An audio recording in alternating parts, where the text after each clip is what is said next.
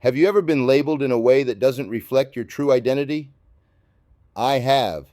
Recently, I've been labeled as white, despite never identifying as such. This raises important questions. What defines whiteness? How do societal labels impact our identity and heritage?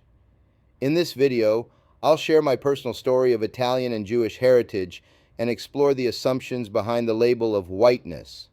I'll challenge the notion that a single label can capture the complexity of our identities and examine who gets to assign these labels.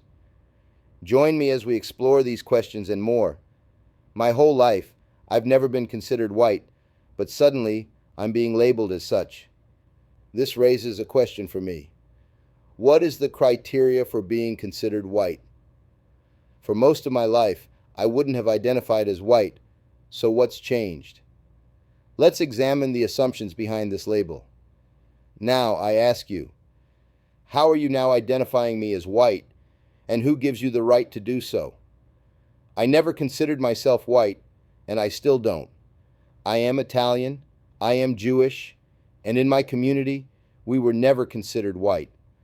My identity is complex, and reducing it to a single label ignores my heritage and experiences. I will not be categorized in a way that erases my true identity. As we challenge the notion of a single reductive identity, I ask you, what would happen if we embraced the complexity of our heritage and rejected the limitations of societal labels? How would our understanding of ourselves and each other change?